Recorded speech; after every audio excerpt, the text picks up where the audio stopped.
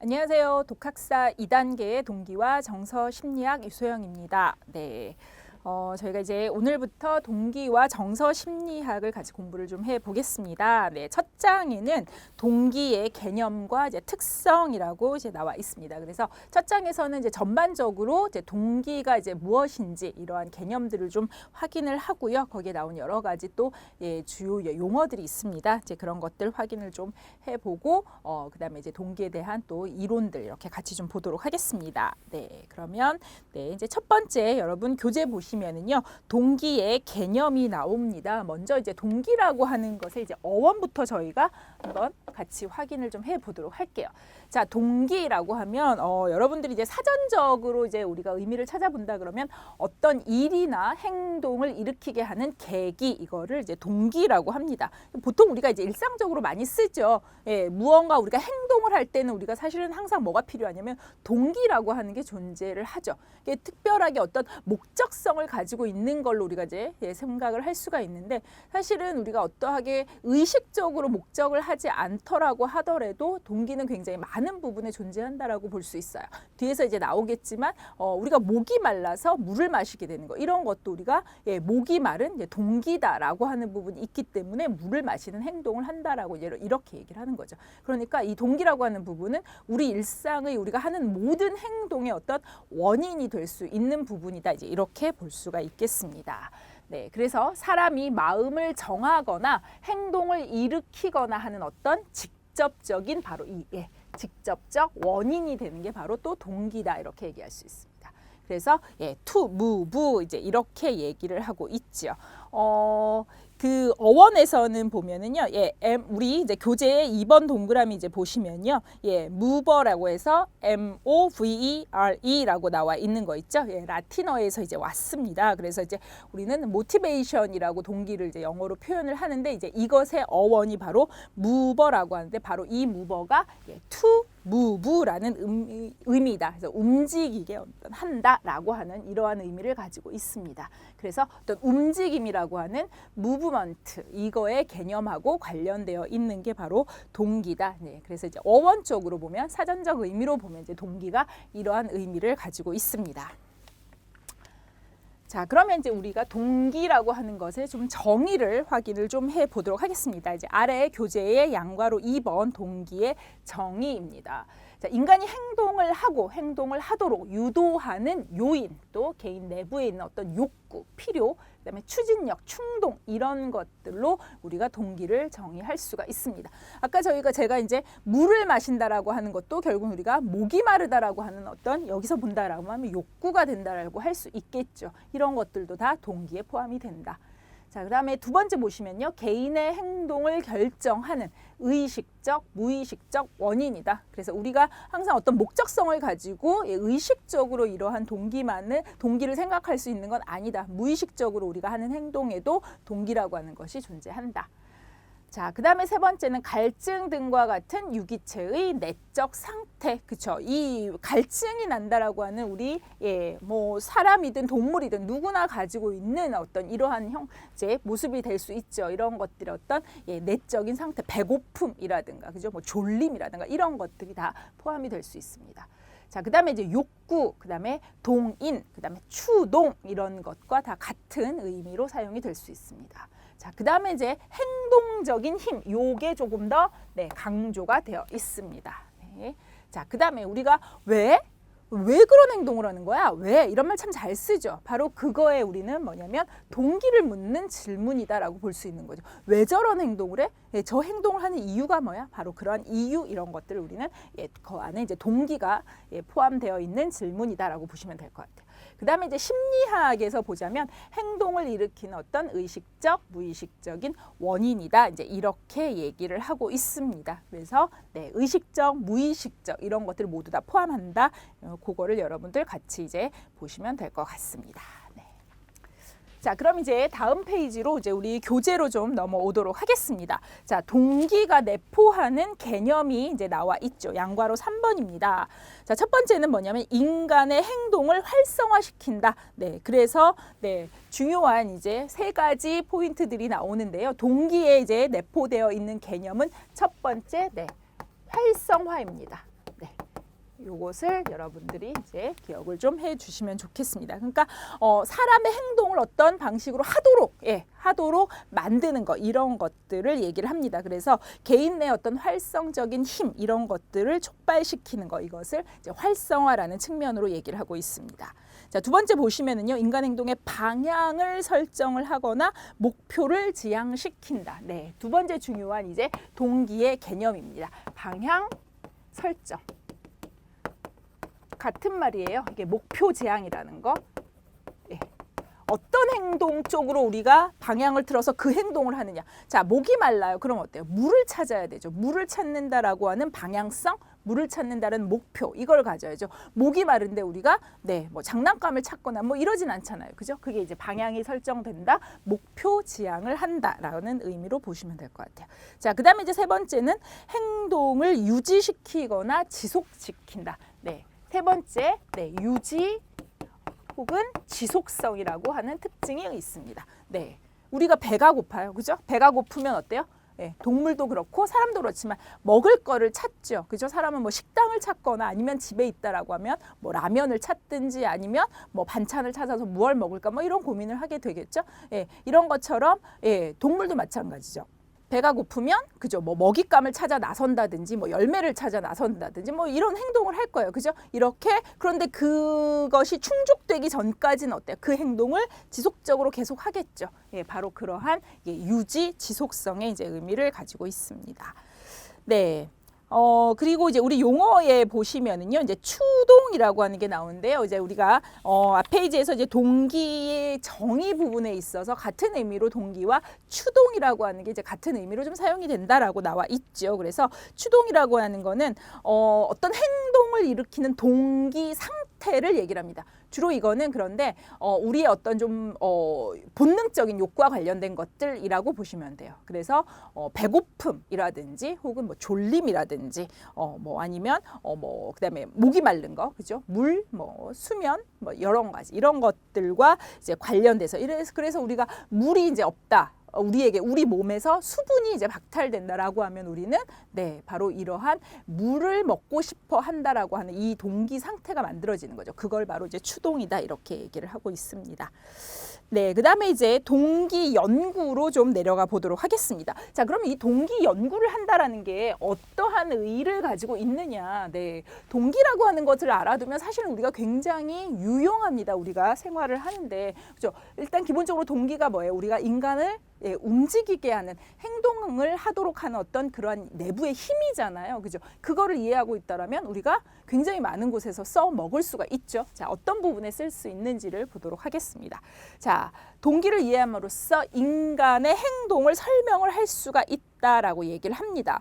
자, 언제 행동이 일어나는지, 그 행동이 또 일어나지 않는지, 이런 것들이 바로 동기 연구를 하게 된다 그러면, 동기에 대한 공부를 하게 된다 그러면 바로 해결이 된다라고 얘기를 할 수가 있는 거죠. 자, 그다음에 이제 두 번째, 인간의 행동이 설명이 되니까 우리는 뭘 할 수 있다? 예측을 할 수 있다는 거.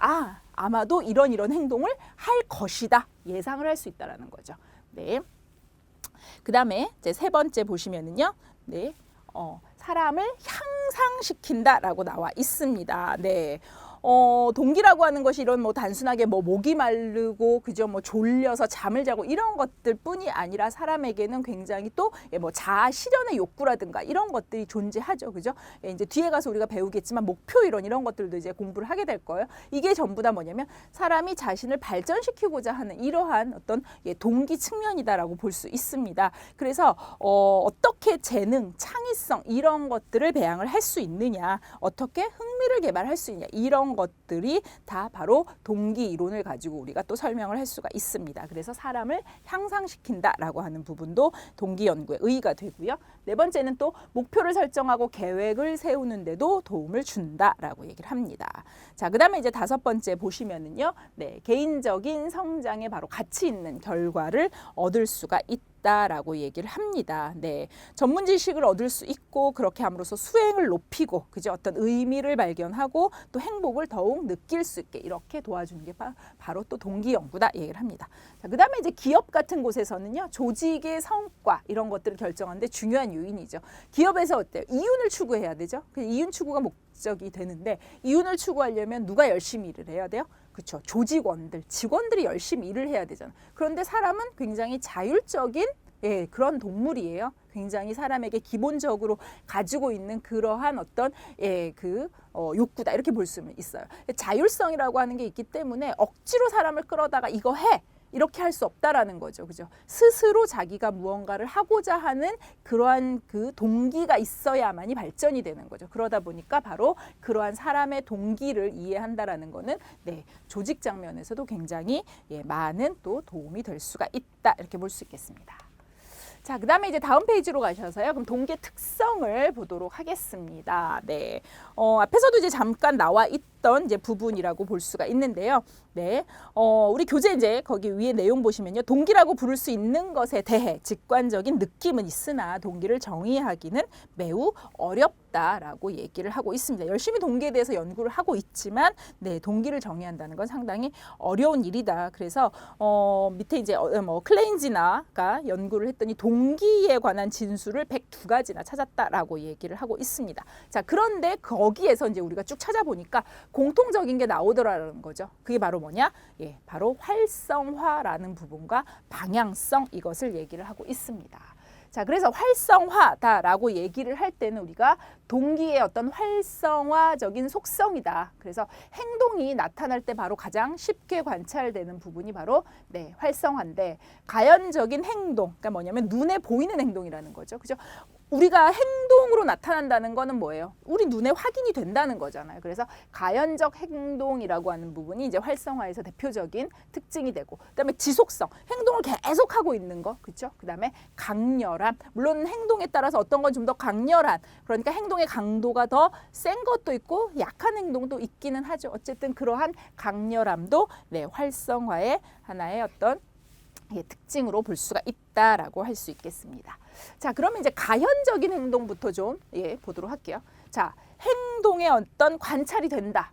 행동이 관찰이 돼요. 어떤 행동을 하고 있다. 그건 뭐예요? 동기가 존재한다. 이렇게 얘기할 수 있다는 거예요. 자, 그 다음에 행동이 관찰이 안 돼. 그럼 뭐예요? 동기가 충분하지 않다라고 우리는 이렇게 얘기할 수 있다는 거죠. 그래서 외연적인 행동을 가지고 우리는 동기의 존재를 추측을 할 수가 있는데 외연적 행동이 반드시 동기의 존재를 의미하지는 않는다라고 얘기를 하고 있습니다. 예를 들어서 이제 동물의 세계에서 보자면 우리 책에는 이제 가젤을 가지고 얘기를 했어요. 자, 사자를 발견했어요. 가젤이. 그럼 어떻게 해요? 도망가겠죠. 잡혀 먹으니까. 그런데 어떤 가젤은 도망을 못 가는 가젤도 있을 거예요. 그죠? 그런데 도망을 가지 못한다고 해서 이 가젤한테 도망가야겠다라고 하는 바로 이러한 동기가 없느냐?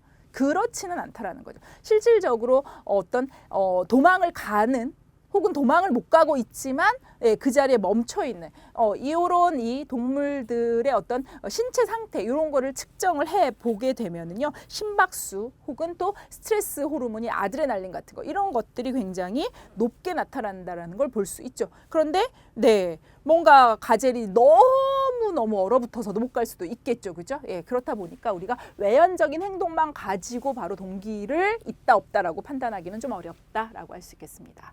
자, 외연적 반응이 근데 뚜렷하지 않다라고 하는 게 과연 동기가 없냐?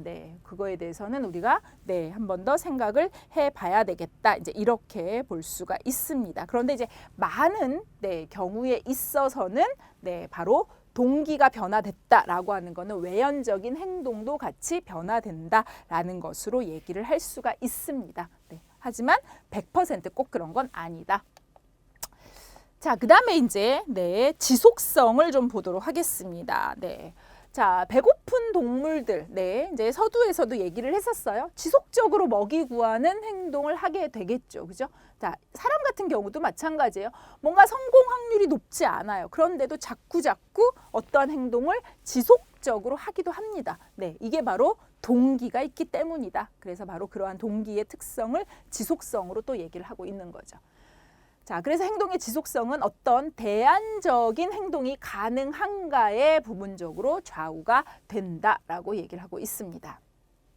그다음에 다양한 반응을 보일 수 있는 상황에서 바로 지속성이라는 것은 어떤 동기의 강도를 실제적으로 정확하게 반영을 한다. 네, 그러니까 일부 학자들은 활성화되어 있는 거, 이제 우리 아까 했던 뭐 가현적인 어떤 행동이다, 눈에 보이는 행동이라든지 또 그것만 가지고는 눈에 보이는 행동이 안 나타나는데도 사실은 동기라는 건 존재한다라고 얘기했잖아요. 그러니까 가현적인 행동 가지고 동기를 측정한다는 것보다는 바로 이 지속성이 바로 동기에 대한 한 지표다. 이걸로 얘기하는 게 더 맞다라는 이제 주장도 있다라는 거죠. 네. 그리고 다른 어떤 요인들도 행동의 지속성에 영향을 줄 수가 있다라고 얘기를 하고 있습니다.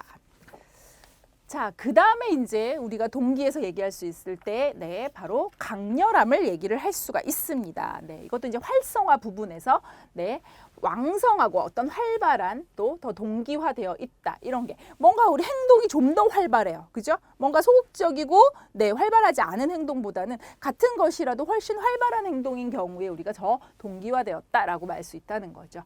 하지만 또 역시 강렬한 반응이 항상 높은 동기화를 의미하는 것은 아니다라고 얘기를 하고 있습니다. 네, 이렇게 이제 크게 활성화 부분에서 이제 세 가지 외연적인 반응, 지속성, 강렬함 이 세 가지가 네, 동기의 어떤 특성이다라고 얘기를 하고 있습니다. 자, 그래서 다른 요인들을 우리가 좀 더 무시를 한다고 가정을 할 때 바로 이 세 가지 방금 우리가 봤던 거, 네, 요 세 가지가 동기의 존재를 우리가 측정할 수 있는 바로 합리적인 지표가 된다라고 얘기를 합니다. 그래서 여러분들 요 단어는 좀 기억을 하시면 좋겠고요.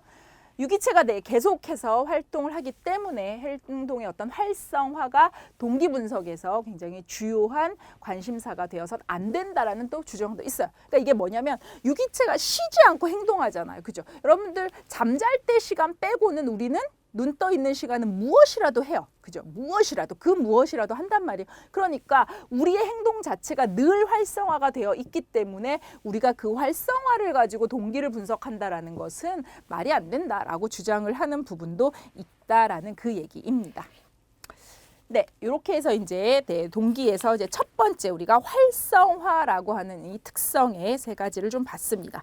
자, 그다음에 우리 교재 아래에 양괄호 2번 보시면요, 이제 방향이 나옵니다. 네, 그래서 어떤 행동의 형태를 바꾸는 조건들 이제 이렇게 볼 수가 있겠습니다. 교재에서 여러분들 1번 보시면요, 우리가 특정 행동은 분명한 방향성을 가진다. 네, 배가 고프다. 그럼 뭔가 먹을 거를 찾는 행동을 하게 된다라는 거죠. 자, 2번 여러 가지 선택이 가능한 경우에 방향성은 분명하지 않을 수도 있다. 그죠? 선택의 폭이 굉장히 넓다. 그렇다 그러면 방향성을 우리가 딱 측정하기는 좀 어렵겠죠. 네. 그다음에 이제 4번 보시면요. 어느 것이 더 동기 유발적이냐. 자, 내가 더 좋아하는 게 있을 거예요. 그죠?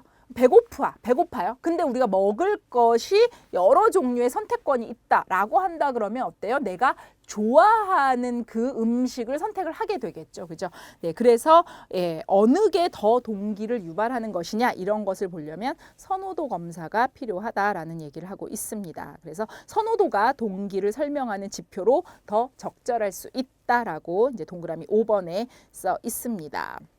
네, 그래서 백이라고 하는 심리학자는 선호도가 바로 동기의 가장 기본적 지표다라고 간주를 하고 있다라고 합니다. 자, 그다음에 밑에 양가로 3번의 동기 연구의 그럼 근본적인 질문을 좀 보도록 하겠습니다. 크게 우리가 두 가지를 얘기를 할 수 있어요. 첫 번째 질문은 뭐냐? 자, 행동의 원인이 무엇이냐? 동기에 대한 질문을 할 때 우리는 첫 번째 이렇게 얘기할 수 있죠. 행동의 원인이 뭐야? 이게 바로 동기에 대한 질문이죠. 두 번째는 그러면 행동을 하긴 하는데 어떤 사람은 혹은 어떤 때는 그죠? 그러니까 사람마다일 수도 있고 내가 한 사람의 그 자체만으로도 볼 수 있어요. 어떤 때는 더 행동의 강도가 강하고 어떤 때는 약하냐. 혹은 누구는 행동의 강도가 강하고 누구는 약하냐. 이렇게 우리가 크게 두 가지의 질문을 볼 수가 있습니다. 자, 첫 번째 행동의 원인 1번 동그라미입니다. 이게 바로 이제 행동의 원인이 무엇이냐라고 하는 질문이 되겠죠. 네. 사람의 어떤 행동, 그죠? 뭐 노력, 끈기, 네, 이런 것들을 볼 수가 있어요. 얼마나 열심히 노력하고 있는지 우리 그 보면 알죠. 저 정말 노력 많이 해. 이런 건 알 수 있어요. 그런데 뭘 볼 수 없어요. 이유는 볼 수 없어요. 왜 저렇게 노력하는지 그 이유는 우리 눈에 보이지 않는 거죠. 그죠? 네, 그래서 바로 동기 연구는 리을 보시면은요. 동기 연구는 행동의 어떤 숨겨진 원인을 확인하기 위한 과학 분야다라고 얘기를 하고 있습니다. 그래서 미음 행동의 어떤 그 이유, 무엇이 행동을 일으키느냐, 바로 이러한 의미는 우리가 동기를 얘기를 하는데 이제 그 안에 굉장히 많은 부분이 포함이 돼 있어요. 우리는 간단하게 도대체 저런 행동을 하는 이유가 뭐야? 무엇이 저런 행동을 하게 만들어? 라고 우리는 간단하게 한 번에 질문할 수 있지만 이 안에는 어떤 행동의 시작, 지속, 그다음에 변화, 그다음에 목표에 대한 지향성, 그다음에 최종 행동 이런 것들의 동기가 어떤 영향을 미치는 거지라고 하는 굉장히 많은 질문들이 들어 있는 것입니다. 네, 그래서 이제 이러한 물음이 바로 동기가 어떻게 한 사람의 행동 흐름에 관여를 하고 영향을 주고 설명을 하는데 도움을 주는가, 이것을 바로 이해하는 것이다라고 얘기를 하고 있습니다. 네, 그럼 이제 다음 페이지에 이제 2번 동기 행동의 어떤 강도가 다른 이유. 이제 동기에서 두 번째 질문이라고 말씀을 드렸죠. 왜 사람마다 혹은 사람도 어떤 상황에 따라서 어떨 때는 더 강도가 강하고 어떨 때는 행동의 강도가 약할까, 이제 이러한 이유는 뭐지? 라고 하는 질문을 또 해볼 수 있다라고 하는 거죠. 네, 행동의 강도라는 것은 그래서 개인 내, 개인 간, 그러니까 개인 내라고 하면은 나 한 사람을 봤을 때 상황에 따라서 혹은 뭐 상황이 아니라도 같은 상황일 때도 어떨 때는 강한 행동을 하고 어떨 때는 행동을 약하게 하고, 이게 이제 개인 내라고 보시면 되고요. 개인 간, 그러면 사람마다 사람 간의 비교를 하는 것을 이제 보시면 됩니다. 그래서 행동의 강도라고 하는 것은 개인 내, 개인 간의 차이가 있다. 이제 이렇게 보시면 되겠습니다. 그래서 리을의 행동이 다르면 동기도 다르다. 역시 동기가 다르면 행동도 다르다. 이렇게 얘기를 하고 있습니다. 자, 그다음에 이제 미음 보시면은요. 네, 사람들이 보통 기본적으로 어떤 동기 정서 가지고 있는 어떤 공유되고 있는 이런 동기 정서가 있어요. 자, 그러나 무엇이 그들을 동기화했냐? 가지고 있는 그 동기는 같다고 하더라도 무엇 때문에 저런 동기가 생겼냐는 사람마다 다르다라고 얘기를 하는 게 바로 미음의 또 얘기입니다. 네, 그래서 한 개인의 강도가, 어떤 행동의 강도가 매 순간 매일 매년 달라지는지를 설명을 해야 한다라고 하는 게 바로 이 행동 강도에 대한 이제 질문이다, 이렇게 보시면 되겠습니다. 자, 그다음에 이제 시옷 보시면요. 또 동기 문제를 설명한다라고 하는 것은 같은 상황에 어떨 때는 열정적으로 관여하고 그렇지 않을 때도 있고 이런 것들을 또 설명하는 것이다라고 얘기를 합니다. 자, 그다음에 아래 이응 동기에 대한 이제 질문은 굉장히 광범위한 개인차가 존재를 하는 어떤 그러한 동기에 대해서 왜 그러한 차이가 생기고 또 그 차이가 어떤 의미를 가지고 있는지 이런 것에 대한 연구이다라고 얘기를 하고 있습니다. 자, 그다음에 이제 아래 3번을 보시면은요. 동기 행동에 있어서 그래서 세 가지에 대한 관심을 가지고 있는데 첫 번째가 활력, 에너지 이렇게 얘기를 하고 있습니다. 이제 에너지가 행동이 어떤 강도를 갖는다라고 하는 부분을 얘기하는 게 바로 활력이고요. 또 그다음에 방향, 어떤 목적성하고 관련되어 있는 거죠. 그다음에 지속성, 얼마나 끊임없이 인내를 가지고 그 행동을 하느냐, 바로 이런 것들이 동기 연구에 있어서 관심을 갖는 부분이다. 이제 이렇게 보면 되겠습니다. 자, 그다음에 이제 아래에 주요 구성 개념들이 있습니다. 네, 동기 이론에서 이제 자주 사용되고 있는 몇 가지 어떤 그러한 용어들, 그것들을 우리가 같이 좀 보도록 할게요. 자, 밑에 에너지라는 말이 나옵니다. 자, 우리가 위에서도 동기 연구에 있어서 우리가 세 가지를 주로 관심을 갖는다라고 했죠. 활력이라고 하는 부분, 바로 이게 이제 에너지다, 이렇게 볼 수 있겠습니다. 자, 행동을 추진시키는 어떤 에너지원이 존재한다. 네, 바로 동기를 연구하는 과학자들은 이렇게 얘기를 합니다. 분명히 행동을 하는 데는 그것을 일으키게 하는 에너지원이 존재한다라고 얘기를 합니다. 그래서 어떤 연구자들은 그런데 그 에너지원이라는 게 하나다라고 존재를 합니다. 우리의 행동은 굉장히 많죠. 동기도 굉장히 여러 가지죠. 하지만 그 힘, 그죠? 에너지는 바로 한 가지에서 나온다라고 이렇게 또 얘기를 하기도 합니다. 다음 페이지 보시면은요. 자, 그다음에 특정 행동을 유발하는 어떤 특이적인 힘이 있다라고 또 주장하는 과학자들도 있습니다. 네, 어떤 행동의 자체적인 에너지가 있다. 네, 그래서 행동의 방향이라는 것을 잡아주는 것이다. 이제 이렇게 또 주장을 하기도 한다. 자, 그다음에 이제 네 번째 보시면요. 또 어떤 또 이론가들은 또 행동의 에너지원을 명백하게 또 가정하지 않기도 합니다. 그러니까 하나다라고 얘기도 하고 굉장히 특이한 형태다라고도 얘기도 하고 누구는 존재하지 않는다라고도 얘기를 하고요. 네, 그래서 어떤 에너지를 가정하지 않고도 동기를 이해할 수 있다라는 또 제안도 합니다. 그래서 이 에너지라는 개념은 동기에 있어서 중요할 수도 또 그렇지 않을 수도 있다라고 얘기를 합니다. 명확하게 이제 하나로 합쳐져 있는 그런 결론은 아직 없습니다. 자, 그다음에 아래 이제 두 번째 유전입니다. 자, 요거는 이제 좀 더 생물 심리학적인 관점에서 이제 동기를 본다라고 그렇게 생각을 하시면 될 것 같아요. 그래서 이제 두 가지로 좀 구분을 할 수 있습니다. 첫 번째 이제 접근 같은 경우는 자, 우리 어떤 유기체 내의 에너지가 축적이 된다라고 얘기를 합니다. 자, 그렇게 되면 동기 상태에 이르게 된다. 네, 그래서 우리가 그 동기를 감소시키기 위해서 행동을 하게 된다. 그러니까 이게 무슨 얘기냐면 목이 마르다라고 하는 어떤 우리의 동기가 나오면 어때요? 이 동기를 감소시킨다는 건 결국은 목마름을 해소한다라는 얘기인 거죠. 그런 어떤 우리의 그 프로그래밍화 되어 있는 이 과정들이다라고 얘기하는 게 어떤 생물학적 접근에서 첫 번째 주장입니다. 자, 그다음에 이제 두 번째 같은 경우에는 또 뭐라고 얘기를 하냐? 네, 뇌 속 그 우리의 회로들이 있다. 그런데 이 회로들이 신체가 어떤 변화되는 걸 감지한다라는 거예요. 그죠? 우리가 목말라? 그러면 어떤 목마른 우리의 어떤 그 뇌 속에 뭔가 그 기제들이 나타나겠죠. 그럼 그것을 이 뇌 속의 회로들이 감지를 한다라는 거죠. 그렇게 되면 행동을 활성화시킨다는 거예요. 물 찾는 행동 이런 걸 활성화시킨다는 거죠. 그것이 바로 동기 유발로 이어지는 것이다. 이렇게 얘기하는 게 바로 유전적인 측면입니다.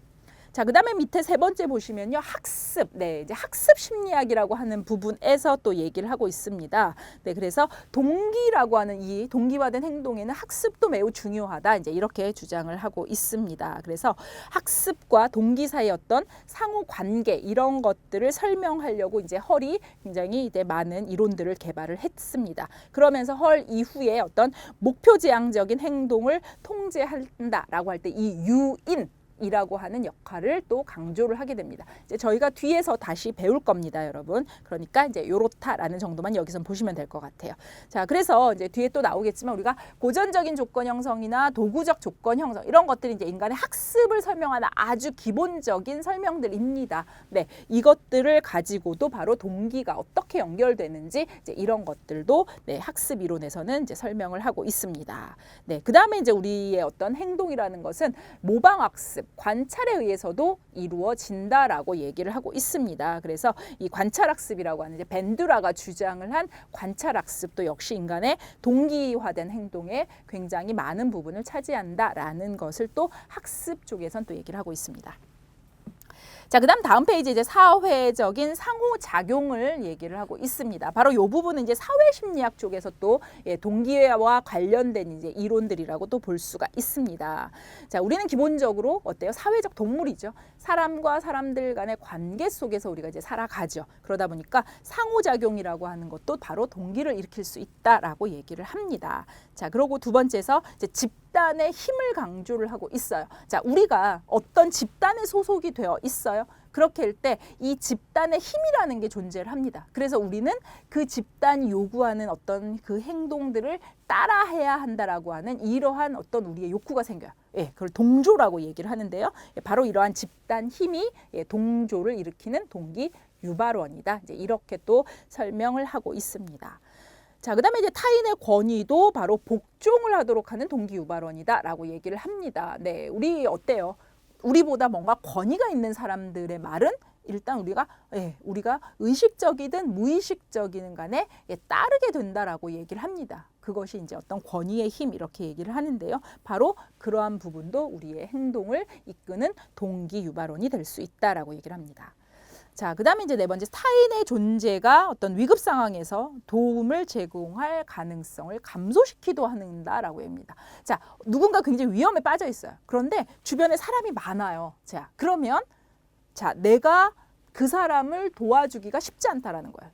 네, 이게 내가 책임감이 없거나 뭐 냉정하거나 이래서가 아니라 사람이 어떤 게 있냐면 주변에 다른 사람이 있게 되면은 나 말고 누군가가 도와주겠지라고 이렇게 생각을 한다라는 겁니다. 그러다 보니까 오히려 타인의 존재에 있어서 누군가에게 도움을 제공할 가능성이 또 줄어든다라고 얘기를 하고 있습니다. 자, 그다음에 이제 다섯 번째도 타인의 존재가 그런데 우리의 또 동기를 어쨌든 변화시킨다라고 하는 부분이 바로 이 사회적 상호작용에 대한 얘기입니다. 자, 그다음에 다섯 번째 이제 인지 과정입니다. 자, 동기에 있어서 어떤 인지의 역할 이런 것들이 점점 더 이제 인정이 되고 있다라고 얘기를 합니다. 그래서 우리가 받아들이는 어떤 정보의 종류라든가 그것이 처리되는 어떤 방식 또 우리 행동에 중요한 이런 영향을 미치는 이런 것들이 바로 동기에도 영향을 미친다라고 얘기를 합니다.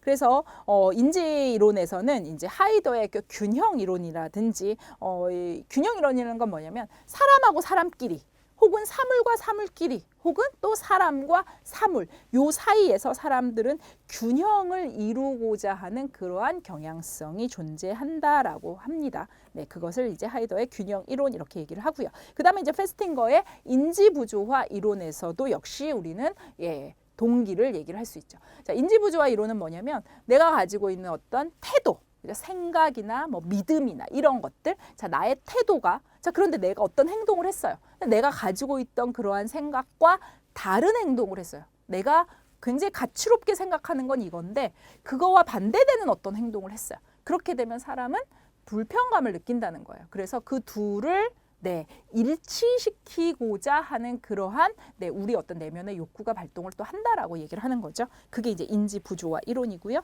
그 다음에 이제 뱀의 자기 지각 이론이다라고 하는 거는 자 우리가 외부인을 관찰하죠. 우리가 아닌 다른 사람들을 우리가 관찰을 하면서 그 사람의 행동을 어때요? 뭐 평가도 하고 혹은 뭐 비판도 하고 뭐 이런 것들을 하죠. 자 그것처럼 우리는 우리 자신을 역시 남보듯이 그렇게 평가를 한다라고 얘기를 하고 있습니다. 그래서 우리를 관찰을 해서 우리의 행동에 어떤 여러 가지 판단을 하게 된다. 이게 바로 자기 지각 이론이고요. 그래서 이런 것들이 바로 또 어떤 우리의 능동적인 정보 처리, 그러한 사고를 강조하는 어떤 이론들로서 인지 과정이 역시나 우리의 동기에 영향을 미친다라는 부분을 얘기를 합니다. 그리고 이제 네 번째 귀인 이론도 있습니다. 귀인 이론 같은 경우는 사회심리학에서도 뭐 많이 다뤄지고 있는 부분이고요. 우리가 어떤 행동을 했을 때 그 원인을 찾고자 한다라는 거죠. 이 행동이 저 사람의 어떤 성향에서 왔냐? 혹은 저 사람이 가지고 있는 어떤 환경 때문에 왔냐? 뭐 이런 것들을 우리가 판단하고자 하는 거. 이것을 이제 귀인 이론 이렇게 얘기를 합니다. 자, 이런 것들이 이제 모두 인지 과정에서 이제 포함되어 있고요. 다 동기의 어떤 그 어떤 요소로 작용을 할 수 있다라고 하는 겁니다.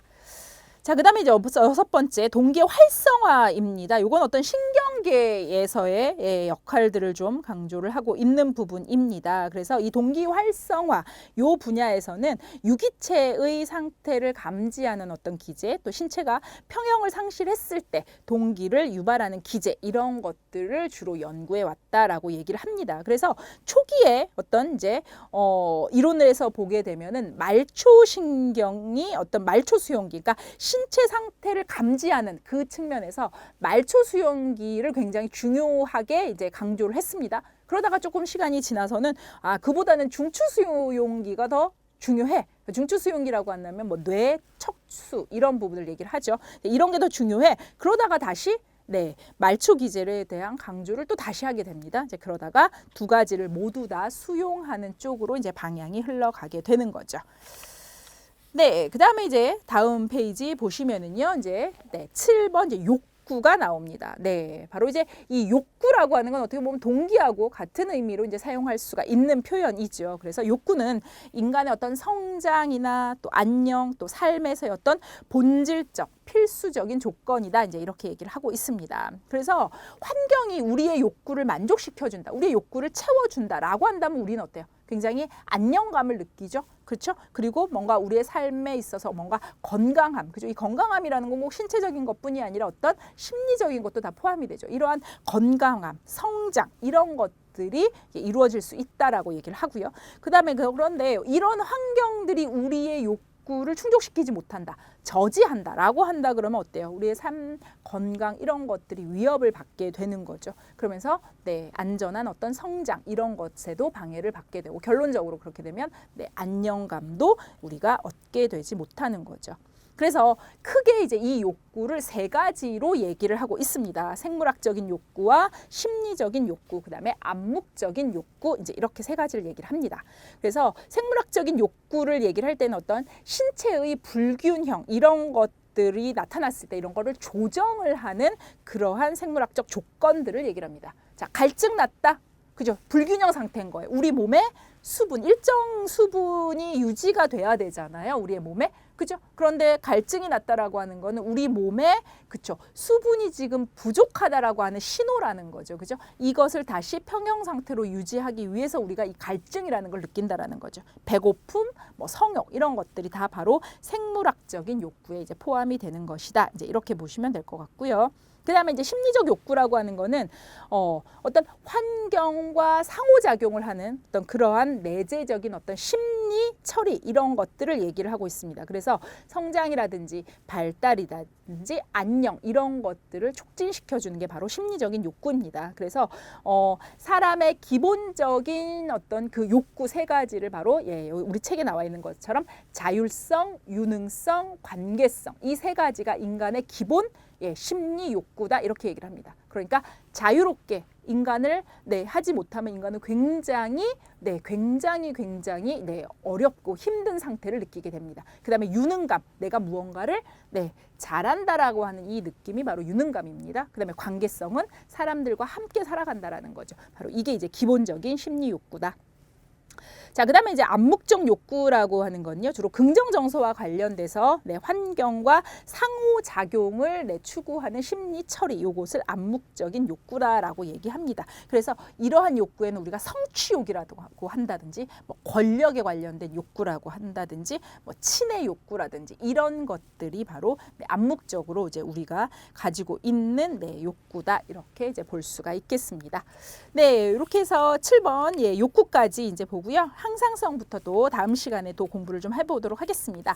네, 오늘 이제 동기의 기본 개념들을 좀 봤고요. 이제 동기의 특성에서 이제 중요하게 본 게 우리가 활성화, 강렬함 이렇게 얘기를 하고 있었고요. 그다음에 동기 연구가 또 중요한 세 가지의 관심을 가지고 있다라고 하는 부분에 있어서 활력과 방향, 그다음에 지속성 이 세 가지를 또 얘기하고 있다라고 했습니다. 자, 그다음에 이제 주요 구성 개념들을 쭉 같이 봤습니다. 그래서 어떤 유전적인 부분, 생물 어떤 심리학적인 관점에서의 동기를 어떻게 보는지, 그다음에 학습이라고 하는 관점에서는 내 동기를 또 어떻게 보는지, 그다음에 사회 심리학이나 또 인지 심리학 쪽에서는 어떻게 보는지 그런 것들을 우리가 쭉 같이 확인을 좀 했습니다. 그리고 이제 욕구라고 하는 부분 세 가지 요거는 여러분들 기억을 좀 같이 해두시면 좋을 것 같아요. 그래서 그 각각의 욕구의 간단한 정의들하고요. 안에 이제 나와 있는 예시들, 그것들은 그렇게 어려운 부분은 아니니까 같이 매칭시켜서 좀 이해하시면 좋겠습니다. 네, 다음 시간에 이제 항상성부터 또 다시 만나 뵙도록 하겠습니다. 네, 수고 많으셨습니다. 감사합니다.